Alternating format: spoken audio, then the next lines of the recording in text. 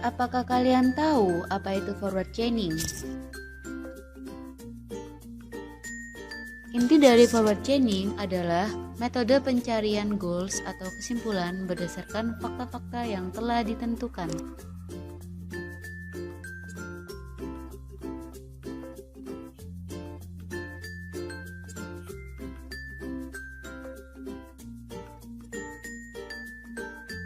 Ini merupakan langkah-langkah sebelum melakukan perhitungan forward chaining menggunakan teknik iterasi.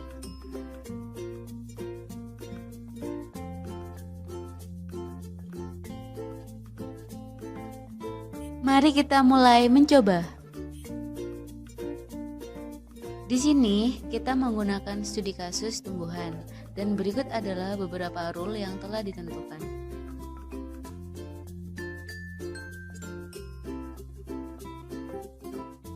Dalam penyelesaiannya terdapat dua teknik, yaitu teknik tree dan teknik iterasi.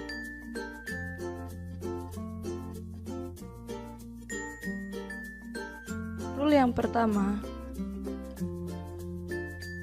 menghasilkan sub-goals biji terbuka. Rule yang kedua, menghasilkan sub-goal biji tertutup.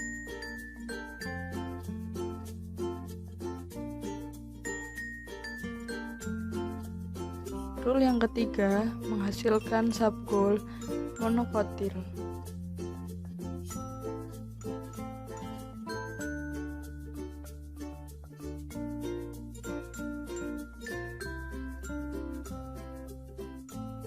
Rule yang keempat, menghasilkan sub-goal dikotil. Pada rule yang kelima, menghasilkan sub-goal tumbuhan berbiji.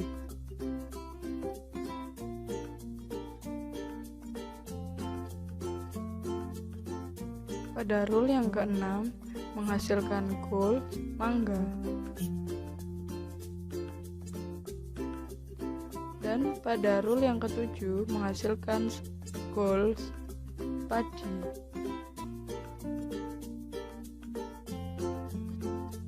Yang menjadi pembeda di setiap sub-goals dan goals yaitu warna kuning untuk sub-goals dan hijau untuk goals. Di setiap rule terdapat dua kondisi, yaitu OR dan AND. Jika AND akan disimbolkan dengan garis melengkung, jika OR akan disimbolkan dengan garis lurus mendatar. Yang kedua yaitu menggunakan teknik iterasi. Langkah untuk teknik iterasi yang pertama yaitu catat semua fakta yang diinputkan oleh user. Di gambar ini ada dua jenis fakta, yang berwarna hitam adalah fakta dari user dan merah adalah fakta tambahan. Yang kedua, catat semua rule yang bagian premisnya menggunakan fakta yang sesuai ke dalam queue. Di sini kita ambil contoh fakta akar tunggang. Lalu selanjutnya, kita cari rule mana yang bagian premisnya menggunakan fakta akar tunggang. Di sini kita menemukan rule kedua menggunakan premis akar tunggang. Maka dari itu, R2 kita masukkan ke dalam queue. Lakukan cara tersebut untuk fakta yang berikutnya. Lalu berikutnya, buat tabel seperti pada gambar. Tulis semua rule yang ditemukan, yaitu R2, R4, R6, dan R7. Kemudian analisis rule pertama pada queue. Sebagai contoh, R2 kita lihat dulu apakah premis di R2 mengandung fakta. Jika iya, eksekusi rule dan catat konklusinya. Di sini kita mendapatkan fakta baru, yaitu biji tertutup. Maka dari itu, biji tertutup kita catat di fakta tambahan. Lalu cari rule yang menggunakan konklusi tersebut. Berarti kita harus mencari rule mana yang terdapat premis biji tertutup. Jika rule belum ada pada queue, maka catat rule tersebut. Di sini kita menemukan biji tertutup terdapat pada premis R5.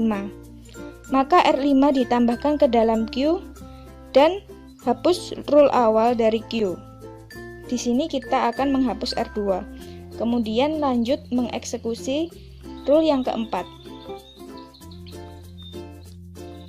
Ulangi langkah tersebut untuk rule yang selanjutnya, yaitu R4, R5, R6, dan R7.